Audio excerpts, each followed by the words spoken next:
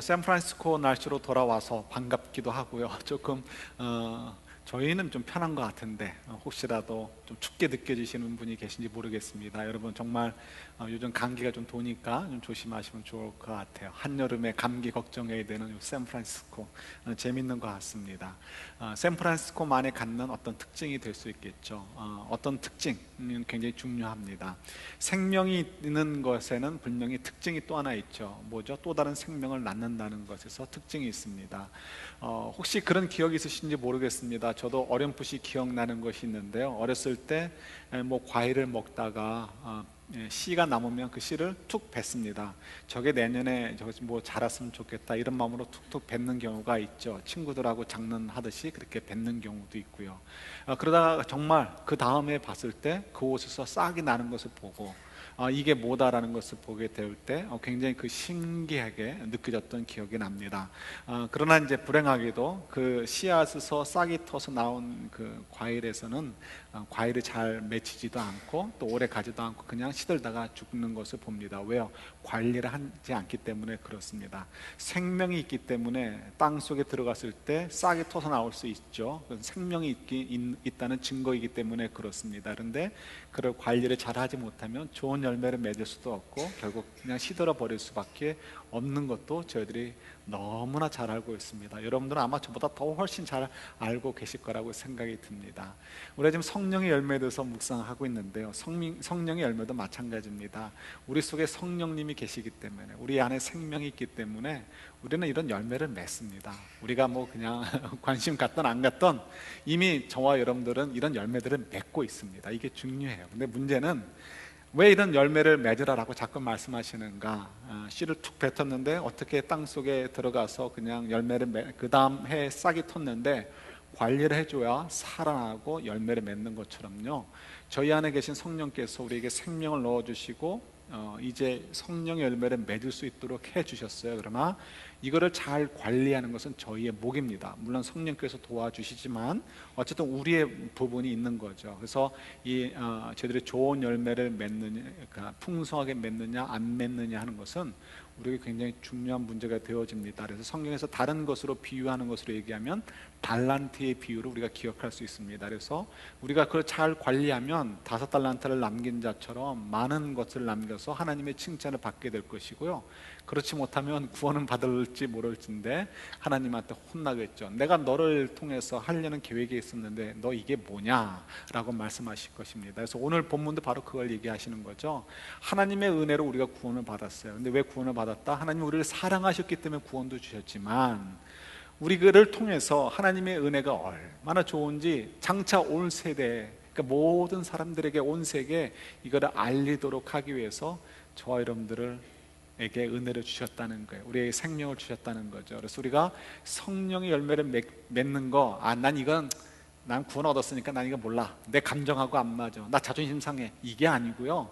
우리가 정말 애를 써서 관리를 해서 좋은 열매를 맺도록 해야 되는 거예요. 왜요? 하나님께서 우리에게 거저 주신 것이 아니고 그걸 통해서 뭔가를 기대하신다는 거죠. 하나님의 은혜가 얼마나 좋은지를 나타내고 싶어서 우리에게 그걸 주셨기 때문에 그렇습니다. 그래서 우리가 하나님 앞에 서는 날 이게 너무나 중요한 문제가 되기 때문에 우리 열심히 성령의 열매를 풍성하게 맺도록 하기 위해서 애를 써야 되는 거예요. 시작은 염려하실 거 없어요. 왜? 우리 속에 생명이 있고 성령께서 계시기 때문에 저절로 시작이 돼요. 중요한 건 이제부터 우리가 그것을 얼마나 잘 신경 쓰고 그걸 위해서 애를 쓰느냐, 거기에 달려 있는 거죠. 그래서 오늘은 이제 그 성령의 열매 가운데 자비와 양선이라는 것을 살펴봅니다. 그 자비와 양선 굉장히 어렵게 느껴지죠. 그런데 사실은 심플합니다. 그리고 참 모든 것들은 사랑 속에서 얽히고 설켜져 있습니다. 그래서 사실은 굉장히 심플하다고 얘기할 수 있습니다. 자비, 친절이고요. 양선은 이게 무슨 뜻인가 싶은데 선함, 영어로 얘기하면 goodness, 그래서 그리고는 아가토스라는 말입니다. 그래서 그냥 선함이라고 얘기하면 되겠죠. 누군 참 선하다. 좀 더 설명하도록 할게요. 여러분, 자비라는 것은 너무 쉬운 거죠. 누군가에게 친절을 베푸는 것을 자비다라고 얘기합니다. 그래서 지난주에 우리가 말씀 묵상했던 거 있죠. 오래 참음, 누구를 향해서 사랑하는 마음이 있어가지고요, 긍휼력이고 그가 실수하고 혹은 또 나를 아프게 하는 행위를 했어도 그걸 그냥 참아주는 거예요. 제가 언젠가는 변하겠지, 제가 혹시 뭔가 오해해서 저런 거겠지, 제가 아직 나를 이해를 못해서 그러겠지, 혹은 내가 저 사람의 행위를 내가 잘 이해하지 못해서 그런 거겠지 하면서 오래 참는 것, 이게 어디서 나오는 거예요? 사랑에서 나오는 거죠. 근데 이 오래 참음은 조금 더 사랑의 표현을 좀 수동적으로 표현한 것이라고 한다면, 좀 더 적극적으로 참는 정도가 아니고요, 저 사람은 선한 의도로 했을 거야, 아니면 저 사람이 아직 어리숙해서 그런 거지, 조금 잘하면 괜찮을 거야, 좀 변화될 수 있을 거야 라는 그런 기대를 가지고 오히려 이렇게 친절을 베풀고 더 기회를 주는 것, 예? 그런 걸 뭐라고 얘기해요? 사랑을 적극적으로 표현하는 것이다 라고 얘기를 합니다. 그래서 오래 참음과 자비, 이 친절을 베푸는 것은 다 사랑에서 나오는 것이고 사랑의 표현 방법인데, 하나는, 전자는 조금 수동적인 표현이라고 한다면 후자는 좀 더 적극적인 표현이다라고 생각하면 좋습니다. 두 번째, 이 양선도, 이 선함도 이제 이 아주 중요한 부분인데요, 이 선함도 결국은 사실 사랑과 관련이 있습니다. 그런데 이 선함은 특별히 하나님의 성품과 관련이 있죠. 그래서 하나님은 선하시다라고, 그러니까 주의 그 선하심을 우리가 얘기합니다.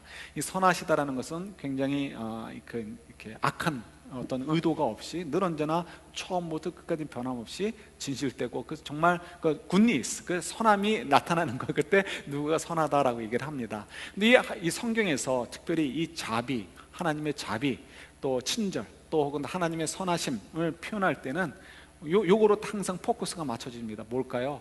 우리가 하나님의 기대를 가지고 창조되어졌는데 하나님의 기대를 어그리고 죄를 졌단 말이에요. 하나님께 대항하고 우리를 만드신 분을 향해서 오히려 막 욕을 하듯이, 예? 친절을 기껏 베풀었더니 오히려 욕을 하는 사람들처럼요, 오히려 그런 신세가 저희들이 된 거죠. 그래서 저희들을 죄인이다라고 얘기를 합니다.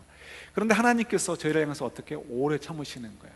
심판하지 않으시고 구원받도록 기다려 주시는 거예요. 그러면서 더 하시는 게 뭐예요? 예수님까지 보내셔서 십자가의 죽으심을 통해서 우리를 구원해 주시는, 우리 죄를 대속해 주시는 그런 적극적인 사랑도 보여주시는 거죠. 그래서 예수께서 이 땅에 오셔서 죽으시고 우리에게 생명을 주신 것이 바로 하나님이 가지고 계신 사랑 때문에 우리에게 적극적으로 이렇게 표현해 주신 거고요. 이런 사랑은 어디서 나온 거예요? 하나님의 좋으심, 하나님의 선하심, 거기서 나온 것이다라고 얘기할 수 있습니다. 그렇죠? 누군가가 호의를 베푼다 그러면 그 사람의 선함에서 나오는 것이고, 그 호의가 오래 참으면 오래 참음으로, 혹은 친절을 베푸는 것이면 친절로 표현이 되는 거죠.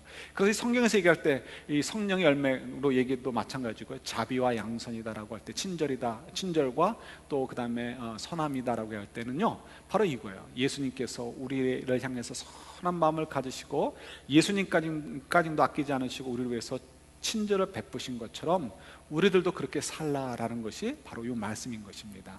근데 우리가 이 선함에 대해서 조금 더 생각하면 좋을 것 같아요. 선함, 이 선함이 참 굉장히 어려운 시대가 되어버렸습니다. 저희 그 교회 미니밴을 얼마 전에 바꿨잖아요. 그 전까지 탔던 차가 오래된 차죠. 그래서 그 차를 이제 처분하게 되었는데 얼마에 팔 수 있을까 한번 알아봤더니 50불에서 75불을 준다는 거예요. 팔래는 거예요, 말래는 거예요. 그래도 그 기분 나쁨을 참고 여러 집을 다녀봤는데 동일한 답을 줍니다. 그러면서도 자기들은 사지는 않겠다는 거예요. 너희가 잘 받으면 50불에서 75불을 받는다는 거죠. 그러니까 자존심도 상하고 그거 뭐 꼭 팔아야 되나, 이 파는데도 과정이 복잡하잖아요. 그런데 또 마침 여러 성도님들이 그냥 도네이션 하자 이런 얘기를 나왔습니다. 그래서 도네이션도 어디 하자 이게 나왔는데 그까짓 거 뭐 50불 75불짜리 뭐 어디다 도네이션 하는 게 중요하겠습니까? 그래서 그냥 잊어먹고 있다가 시간이 많이 갔어요. 그래서 빨리 치워야 되겠다, 연말인 것 같아요. 해가 넘어가기 전에 치워야지 해서 이제 결정을 해야 되는데, 그때 마침 또 어느 분께서 어느 이제 단체에다가 도네이션 하자 얘기를 하셨어요. 그래서 뭐 별거 아니니까 그냥 도네이션 하기로 결정을 했습니다. 도네이션을 했는데 그쪽에서 연락 오기를 너희들 고맙다고, 그래서 모텔 투나잇, 이틀 밤을 무료로 잘 수 있는 모텔 쿠폰을 보내주겠다는 거예요. 그러면 신청을 하라는 거예요. 그래서 처음엔 기분이 좋아가지고, 야, 이거 우리 지금 펀드레이징 하잖아요. 이 펀드레이징 할 때, 선교 펀드레이징 할 때 이 2장 팔면 한 100불씩만 받아도 200번 벌겠구나, 이런 생각을 가졌어요. 그런데 가만히 생각해보니까, 상식적으로 생각해 보세요. 갖다 잘 팔아도 50불이나 75불 줄 거다, 받을 거다라고 얘기하는 그 차, 그러면서도 자기들은 사지 않겠다는 그 차를 도네이션 했는데 그 도네이션 받은 그 non-profit organization에서 무슨 돈이 있어서 모텔을 이틀이나 숙박권을 주겠냐는 거예요. 이게 상식적으로 맞지가 않죠. 그래서 그 쿠폰을 신청하기 전에 한번 좀 알아봤어요. 인터넷으로 뒤져봤습니다. 아니라 다를까 그게 보니까 쿠폰을 주긴 주는데 주기 전에 미리 돈도 줘야 되고, 또 그 다음에 또 그냥 받는 게 아니고요, 일종의 어떤 그 커머셜 미팅에 가가지고 그러니까 일종의 뭔가 판매하는 데 들어가가지고요 잘못하면은 뭔가 또 사야 되는 그 상황에 놓이게 되는 거예요. 그래서 그 굉장히 아주 안 좋은 뭐죠? 댓글들이 막 붙어져 있더라고요. 그래서 아예 신청도 하지 않았습니다. 왜? 신청했다가 오히려 낭패를 볼 수 있기 때문에 그런 거죠. 이럴 때 우리가 선한 일을 하고요, 선한 일을 한 것에 대한 대응으로서 또 선한 일을 이렇게 우리가 받는 것처럼 와도 그걸 그냥 순순히 생각할 수 있는 시대가 아닌 거죠. 이게 정말 나에게 선한 의도로 온 것과 아닐까 확인해 봐야 되는 거예요.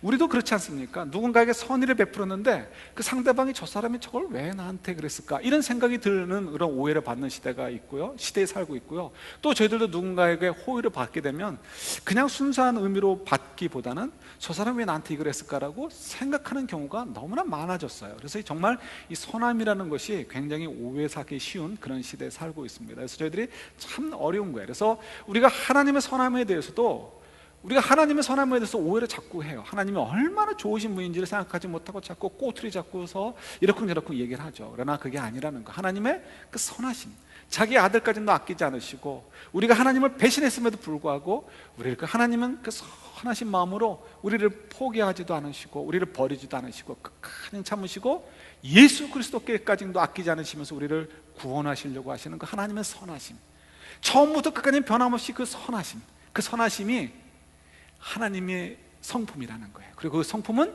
우리가 그리스도 안에 있기 때문에, 그리스도가 또 우리 안에 있기 때문에 어떻게 우리에게도 있다는 것입니다. 그래서 우리에게도 그 하나님의 선하심이 있어요. 그러니까 여러분들, 저 여러분들이 생긴 건 이래도 우리에게 뭐가 있다고요? 하나님의 선하심이 우리 속에 있다는 것을, 이 하나님의 선하심을 가지고 우리가 살라라고 우리에게 요구하시는 거예요. 근데 이 하나님의 선하심 어떻게 우리가 표현할 수 있을까? 우리 누가복음 18장 이런 말씀이 있습니다. 찾아보진 않을게요. 시간이 별로 없으니까. 18장에 보면 예수님의 그 많은 이적들과 가르침을 보고서 사람들이 막 쫓아다닙니다. 그 중에 한 관원이 와가지고 예수님께 얘기를 하시죠. 어떻게 해야 구원을 받습니까? 그런데 예수님께 뭐라고 부르냐면 선한 선생님이요 라고 그러니까 부릅니다. 예수님을 선한 선생님이요 라고 부르는데, 그때 예수님께서 뭐라고 말씀하시냐면 이렇게 얘기하십니다. 아니 네가 어떻게 나를 선하다라고 얘기하느냐? 선한 이는 누구밖에 없다? 하나님밖에 없지 않느냐? 근데 어떻게 나에게 선한 선생님이라고 부르느냐라고 되묻습니다. 굉장히 우리가 당황스러운 얘기처럼 느껴질 수 있습니다. 아니 예수님 보고 선하다는데 뭐가 문제인가? 예수님은 지금 인간의 몸을 입고 오신 거죠. 인간의 몸을 입고 오셨기 때문에 제한이 많이 있습니다. 예를 들어서 이건 뭐 이렇게 좀 조심스러운 표현이지만 예수님도 소화가 안 되셨다가 갑자기 그냥 화장실을 가고 싶을 때가 있으실 거 아니에요. 그럼 마침 또 제자 중에 누가 또 급한데 예수님 들어가시면 안 나와요. 그러면 어떻게 하겠습니까? 선생님이 왜 안 나오냐? 얼마든지 있을 수 있는 일입니다. 우리가 그런 일들이 별로 뭐 중요한 문제가 아니기 때문에 상상을 안 해서 그런 거죠. 좀 더 쉬운 얘기로 누가복음 5장에 보면 이런 얘기가 있죠. 예수님께서 막 다니실 때마다 병자를 많이 고치시잖아요. 그러니까 막 사람들이 막 몰려옵니다. 그 중에 한 번은 이 납병 환자 들린 사람을 고쳤어요. 납병 환자가 고쳐졌으니까 사람들이 더 놀래가지고 막 몰려들어서 막 예수님을 막 에워쌉니다. 예수님으로부터 말씀도 듣고 싶고요, 또 자기들의 병도 고치고 싶어서죠. 그런데 예수님께서 그 멀리서부터 걸어서 온 사람들이잖아요. 차 타고 온 사람들이 아니고 5리 10리 20리를 걸어온 사람들이고요. 그 중에 어떤 사람은 정말 몇십 리 밖에서 걸어온 사람도 있을 것입니다. 그런데 그 많은 사람들이 예수님을 만나서 자기 병도 고치고 말씀도 들으려고 쫓아다니는데 예수님께서 그들을 외면하시고 멀리 떠나서 혼자 외로운, 그러니까 이게 뭐죠? 한적한 곳으로 가셔가지고 자기의 시간을 가지시는 것을 우리가 성경을 통해서 보게 됩니다.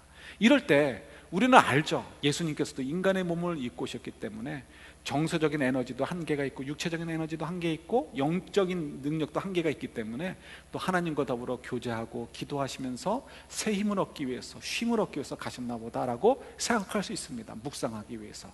그러나 5리 10리 20리를 걸어서 또 중요한 문제를 다 포기하고 예수님 만나서 내 병 좀 고치려고, 예수님 만나서 말씀 좀 들으려고 왔던 사람들은 어떻게 생각하겠습니까? 내가 지금 예수님 만나려고 내가 어떻게 왔는데 예수님께서 나를 쳐다도 안 보고 그냥 가시나? 아마 예수님을 향해서 굉장히 실망을 하고요, 예수님을 향해서 뭐 궁시렁궁시렁 거리는 사람도 분명히 있었을 것입니다. 이건 어쩔 수 없다는 거예요. 예수님께서 인간의 몸을 입고 오셨기 때문에 모든 사람에게 동일한 시간을 쪼개줄 수도 없고 동일한 시간에 모든 사람을 만나실 수도 없는 거죠. 인간의 몸으로 입고 오셨기 때문에. 그래서 예수님의 입장에서는 그렇지 않아도 사람들은 오해할 것들이 얼마든지 있고요. 그래서 예수님을 향해서 선하다, 하나님께만 사용되어지는 선하다는 표현을 유대인들은 그렇게 표현했거든요. 선하다는 표현을 예수님께 쓰는 것은 사실 굉장히 어려운 일일 수 있습니다.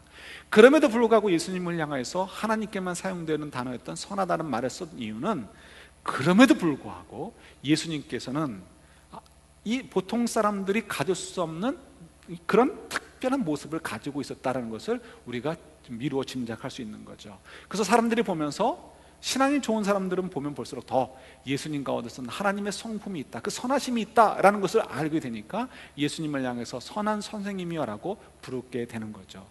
이 말씀이 왜 중요하냐, 좀 전에 말씀드렸던 에베소 2장 4절부터 7절 오늘 본문의 말씀처럼요, 저희들도 하나님의 그 은혜를 나타내 보여줘야 되는데 그것이 우리의 존재의 목적인 거죠. 그런데 그 은혜를 베푸는 데는 하나님의 선하심을 통해서 나타내어지는 그런 하나님의 좋으심이 우리를 통해서도 나타내줘야 된다는 거예요. 왜요? 우리는 그리스도 안에 있고 그리스도가 우리 안에 있기 때문에 우리에게 생명이 있어요. 우리 안에 하나님의 성품이 이제 들어와 있기 때문에, 하나님의 자녀가 되었기 때문에 우리가 그런 선한 이게 모습을 우리도 가지고 있고요. 또 하나님께서 그걸 우리에게 주셨단 말이에요. 그래서 우리가 이 선함을 가지고 이 세상을 향해서 우리가 좀 대응하는 것을 통해서 사람들이 우리를 통해서 감동을 받고, 야, 하나님의 은혜가 이렇게 좋은 거구나 하는 것을 알리기를 하나님께서 우리에게 기대하신다는 것을 우리가 기억해야 되는 거죠. 그래서 우리에게 이거를 어떻게 하면 좀 더 우리가 구체적으로 할 수 있을까 한번 생각해 봤으면 좋을 것 같아요. 여러분, 요즘 골로새서를 가지고 말씀 묵상하시죠? 근데 골로새서를 보면은 참 재미가 있습니다. 골로새서가요, 이름도 골로새지만 이게 좀 워드 플레이를 하면 정말 우리를 곤란하게 할 때가 많이 있습니다. 정말 너무 짧은 단어들로 짧은 편지로 썼기 때문에요, 정말 이렇게 많은 내용들을 담다 보니까 우리가 읽으면서 술술술 이해가 되지 않습니다. 그런 내용들이 참 많이 있습니다, 골로새서에. 그래서 우리가 참 읽으면서 참 이렇게 우리를 곤란하게 만든다 이런 생각이 들기도 하는데요. 근데 골로새서를 여러분 묵상하시면서 늘 그 생각하시면 참 좋아요. 골로새서에 있어서 아주 중요한 주제 중에 하나가 뭐냐면 결국은 용서고, 우리가 하나님의 은혜를 입은 자들이니까, 또 이 말씀은 하나님의 권세를 가지신 예수님께로부터 온 것이다라는 걸 통해서 뭘 얘기하냐면 용서하라는 거예요. 용서, 사랑하라는 거예요. 사랑하라는 거. 그게 굉장히 중요한 주제입니다. 근데 그 주제인데, 가장 중요한 주제인데 그건 빌레몬서와도 연결이 되어 있어요. 그래서 왜 그런가 한번 생각해 보도록 할게요. 우리 성경을 한 군데 한번 찾아보도록 하겠습니다. 오늘 또 여러분들이 아마 목장 모임에서 묵상하게 될 텐데 시간이 없어서 충분히 다루지 못할 것 같아서 제가 오늘 요거를 좀 언급을 좀 하도록 하겠습니다. 골로새서 말씀 한 군데 보도록 할게요. 골로새서 4장 2절 3절입니다. 골로새서 4장 2절 3절.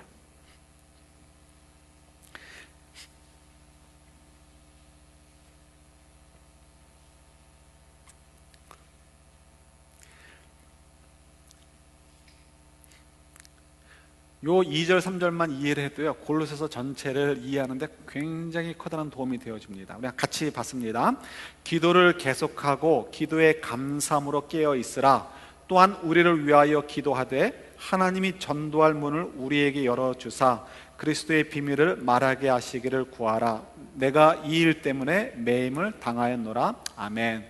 지금 사도 바울이 지금 어떤 처지에 있다라고 3절에 나와요? 매임을 당했다, 그죠? 복음을 전하다가 매임을 당했다. 그래서 지금 어디 있는 거예요? 로마에 있는데 매임을 당했다는 얘기는 뭐예요? 교도소에 있다는 거죠. 그래서 이 로마의 교도소에서 지금 편지를 쓰고 있는 거예요. 근데 뭘 부탁하죠? 전도할 문이 열리도록 기도를 해달라고 부탁을 합니다. 그럼 우리가 언뜻 생각하면 뭐예요? 사도 바울이 이제는 좀 풀려나고 싶나 보다. 좀 석방되어가지고 빨리 좀 더 이렇게 이렇게 원활하고 활발하게 복음을 전하고 싶나 보다. 그러니까 우리가 사도 바울이 얼른 석방될 수 있도록 기도하자, 이렇게 될 수 있죠. 예? 이게 이제 우리가 생각하는 상식이라는 거예요. 근데 우리 말씀을 조금만 더 깊이 이해를 하면 그렇지 않다는 것을 발견할 수 있습니다. 먼저 우리가 기도라고 한다면, 여러분 전에도 얘기했듯이 기도는 굉장히 풍성한 의미를 갖고 있습니다. 그래서 이렇다 저렇다 하는 것은 굉장히 조심스럽습니다. 왜냐하면 코끼리 비스켓처럼, 장님이 코끼리 만지는 것처럼요, 요거 만지면 천장 같고 요거 만지면 기둥 같은 것이 이제 기도라고 얘기할 수 있는 것 같아서, 하나님이 하시는 일이기 때문에 기도를 뭐다라고 정의하기는 참 어렵습니다. 그런데 그 중에 한 부분을 이제 좀 설명을 좀 드리려고 하는 거예요. 그래서 통해서 우리가 이제 교훈을 받을 것이 있기 때문에 그렇습니다. 어떤 생각하면 이렇게 생각할 수 있어요. 사도 바울이 왜 골로새 교회 성도들에게 나에게 전도할 문이 열리도록 기도해 달라고 부탁했을까요? 이걸 아까 석방하는 것과 연결해서 본다면 이렇게 생각할 수 있습니다. 예를 들어서 아마 우리가 하나님을 감동을 시켜서 하나님께서 움직이시려면, 그래서 사도 바울을 석방시켜 주시려면 한 1000명 정도의 기도 후원자는 필요한가 보다. 그러니까 우리도 기도하자, 이렇게 생각할 수 있습니다. 정말 그럴까요? 한 1000명이나 10,000명쯤 되는 기도 후원자 생기면 뭐든지 뻥뻥뻥뻥 뚫려요? 사도 바울이 그런 의미로 기도를 부탁했을까요? 아니죠. 좀 이따 더 설명을 드릴게요. 아니면 우리 저거 있죠, 포인트제. 그래서 국제 마켓도 몇 번 가면 뭐 포인트 주는지 모르겠는데, 그런 포인트 제도처럼 한 사람이 정상적으로 기도하면 1포인트, 그래서 1000포인트 정도 모으면 하나님께서 감동되셔가지고 사도 바울의 기도 제목을 들어주실 것이다, 이럴까요? 그래서 어떤 사람은 좀 기도에 감동을 받아서 한 밤낮으로 기도하면 2포인트 정도를 쌓아주고, 어떤 분은 더 감동을 받아서 한 일주일쯤 금식 기도하면 한 10포인트 정도를 쌓아주고, 그래서 사도 바울을 위해서 기도하는 거가 한 1000포인트 정도 모이면 하나님께서 이제 응답해 주실까요? 이것도 아니겠죠, 그죠? 이거 그런 거 없어요. 자, 좀 더 설명하기 위해서, 지금 사도 바울은 이렇게 복음을 증거하다가 메인바돼서, 그러니까 쉽게 얘기하면 교도소에 갇혀져 있어요. 지금 로마에 가서 교도소에 갇혀져 있는 것은 사도 바울이 죄를, 하나님한테 벌을 받을 짓을 해서 벌 받아서 교도소에 갇혀 있습니까? 아니죠. 사도 바울이 왜 로마에 가 있죠? 이 모든 것들은 어디에 설명이 되어 있어요? 사도행전에 설명이 되어 있어요. 사도행전 여러분들을 자꾸 이렇게 설명을 자꾸 드리는데, 사도행전은 다른 주제가 아니에요. 어디에 키포인트가 있다고요? 키버스가 사도행전 1장 8절 말씀. 그래서 예수님께서 말씀하시죠. 예언하시는 거, 어떤 예언하시는 거? 이 복음이 어떻게 될 것이다? 온 유대와 사마리아와, 예루살렘으로부터 시작해서 온 유대와 사마리아와 땅끝까지 이르러 복음이 증거될 것이다 라고 말씀하셨어요. 그 사도행전 1장 8절의 말씀이 이루어지는 거, 정말 실제로 어떻게 성취되어지고 있는가라는 것을 설명해 주는 것이 사도행전 말씀인 거예요. 그래서 이 사도행전 28장이 별로 뭐 하루아침에 쓴 것 같지만 그게 아니고 몇십 년이 거기 속에 담겨져 있습니다. 예루살렘에서 복음 증거하는데 몇 년이 걸렸어요? 대충 한 2년 정도가 걸렸어요. 그 예루살렘 안에서만, 그 조그만 동네에서.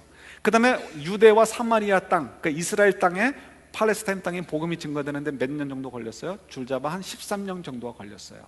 그 다음에 로마에 이르기까지, 그 로마 제국을 밟아서 그 복음이 땅끝까지라고 생각하는 것은 그때는 로마 제국을 얘기합니다. 그래서 로마 시리 오브 로마까지 들어가는데 몇 년 걸렸어요? 약 14년이 걸렸습니다. 이 모든 것들이 지금 기록되어 있는 것이 바로 사도행전인 거예요. 다시 돌아간다는 것은 사도행전 1장 8절에 있는 말씀대로 어떻게 해서 복음이 예루살렘에서 시작해서 땅끝까지 도달하게 되었는가. 이것은 유대인들만을 위한 복음이 아니고 유대인들만의 종교가 아니라 온 인류를 구하는 하나님의 구원의 능력의 복음이다라는 것을 알려주는 것이 사도행전의 이야기예요. 그래서 그걸 이제 어떻게 복음이 증거되었는가, 그거를 보여주는 거죠.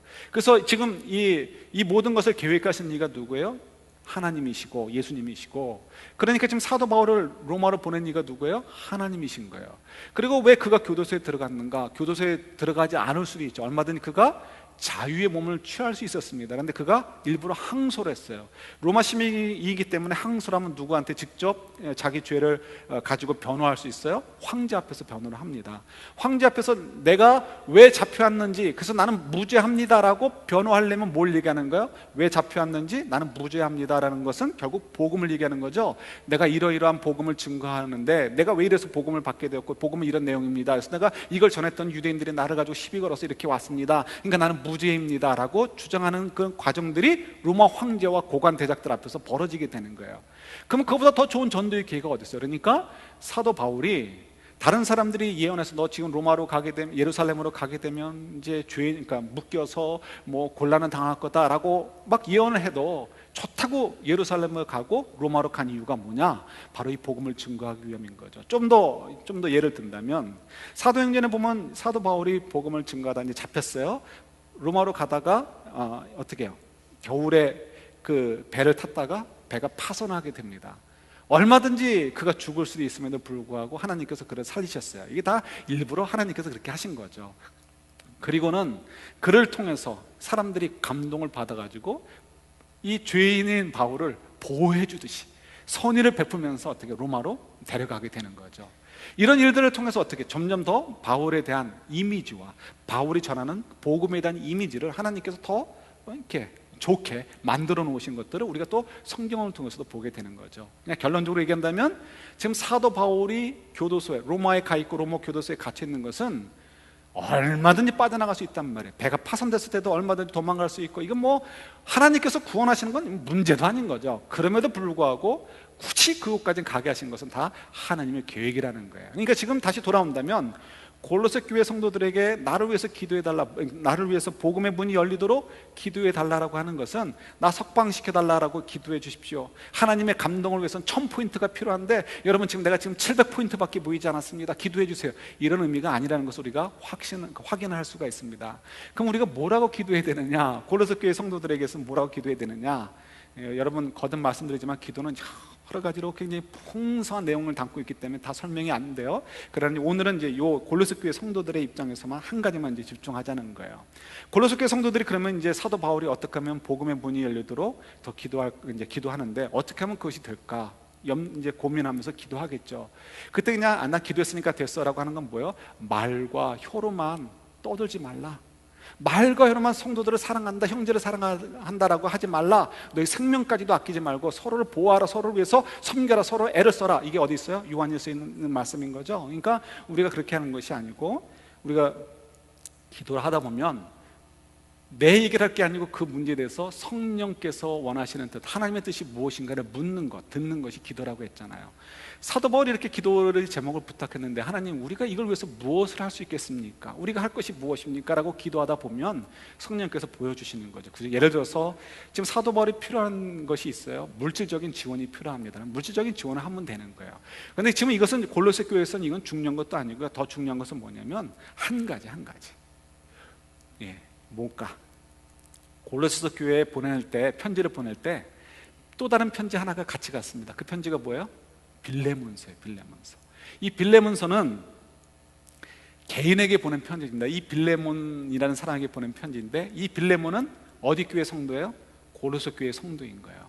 골로새 교회 성도 가운데서도 아마도 지금으로 얘기한다면 장로님쯤 된 것 같아요. 굉장히 유력한 분 중에 한 분이에요. 이분은 종이 있었습니다. 근데 이 종이 어느 날 자기 돈을 가지고 도망을 가버렸어요. 그 사람이 누구냐면 바로 오네시모라는 사람이에요. 그래서 여러분 골로새서를 볼 때는 항상 이렇게 생각하시면 돼요. 가정교회, 그때 이런 건물이 없었잖아요. 그래서 가정교회에서 모여있는데, 가정에 모여있는 거죠. 어느 집에 모여있는데 그 집에 지금 사람들이 모여서 막 긴장을 하고 있어 기대를 가지고 귀를 쫑긋하고 있습니다. 왜요? 지금 사도 바울, 그 유명한 사도 바울이 로마로부터 편지를 우리에게 보냈다는 거예요. 지금이야 편지가 쉽지만 옛날에는 편지 하나 받는 건 굉장한 거죠. 편지 쓰는 것 자체가 굉장히 희귀한 일이니까. 그래서 우리를 향해서 편지를 보내줬다라는 생각 때문에 굉장한 영광으로 생각했을 것이고요. 귀를 쫑긋해서 읽으려고 들으려고 하는데 보니까 자기들이 아는 얼굴이 있어요. 그게 누구예요? 오네시모가 거기 와 있는 거예요.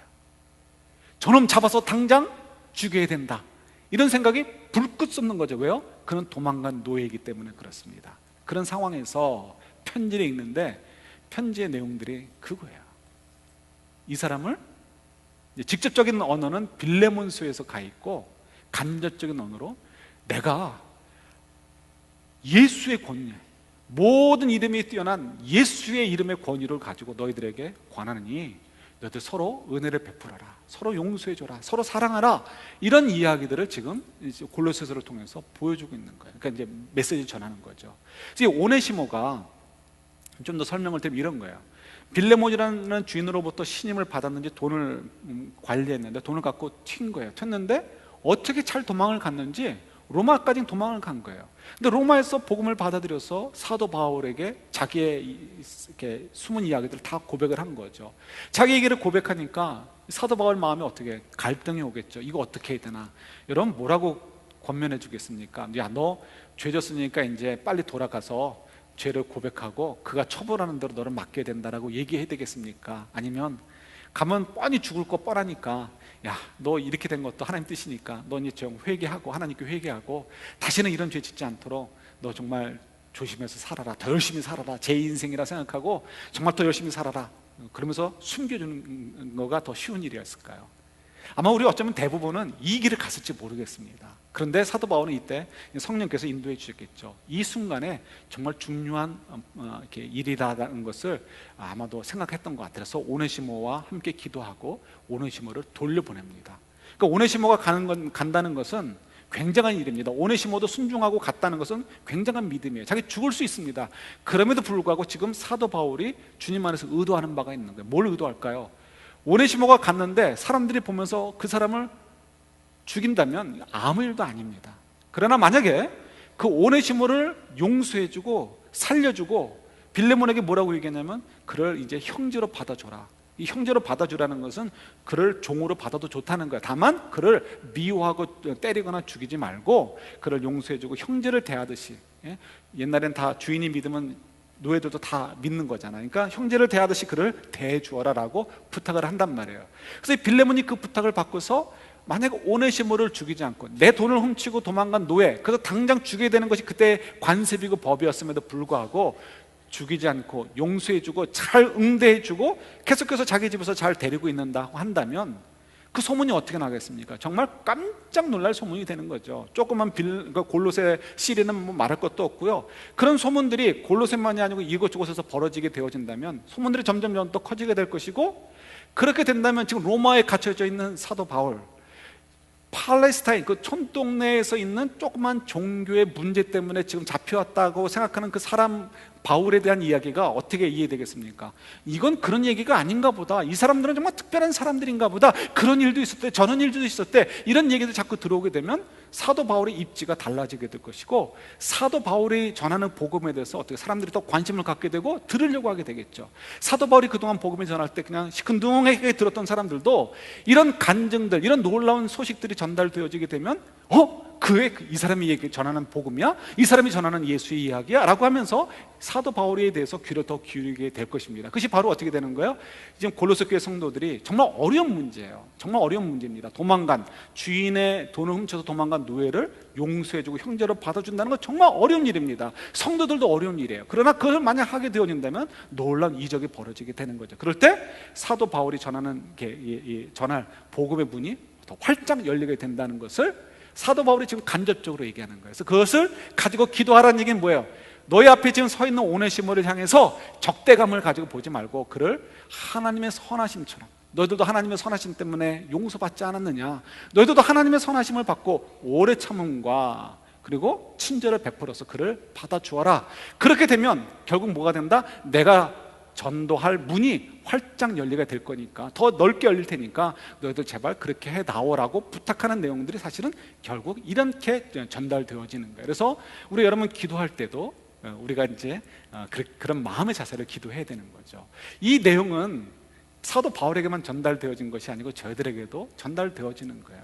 우리에게도 말씀하시는 거예요. 우리에게도 하나님의 선하심을 따라서 우리도 친절을 베푸고 오래 참음을 하라는 거죠.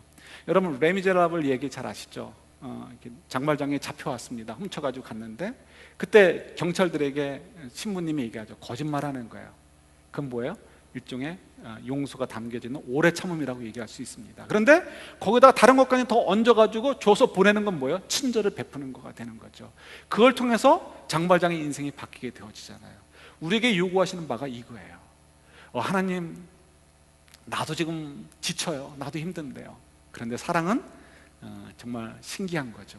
하나님의 뜻을 따라 내 것을 더 뿜어주게 될 때, 내 것을 더 나눠주게 되고 내가 더 가벼워지게 될 때 오히려 하나님의 은혜로 무거워지는 거, 하나님의 은혜로 채워지는 거, 이게 믿는 자들의 신비로운 인생 아니겠습니까? 여러분, 우리가 어떻게 하면 하나님의 선하심을 따라 우리도 오래 참음과 친절을 베풀 수 있을까요? 하나님의 선하심을 따라 그렇게 할 수 있을까요? 우리가 하나님의 선하심에 집중을 하게 되어진다면 우리가 그렇게 될 수 있어요. 이 시대 정말 복음의 문이 닫혀져 있는 시대가 맞는 것 같아요. 예수를 전하는 게 너무 힘이 듭니다. 예수를 전하는 게 너무 힘들어요. 물론 우리 이 샌프란시스코 사는 분들은 일단 전할 사람들도 별로 없지만 어쨌든 전하는 것이 너무 힘들어요. 그럴 때 우리가 뭐 다른 것보다도 전도 전략도 세우고 뭐 선교 전략 세우는 것도 좋지만 더 중요한 것 아마 이거 아닌가 싶어요. 우리가 하나님의 선하심을 묵상함을 통해서, 인정함을 통해서 내 안에 하나님의 선하심을 채우는 거예요.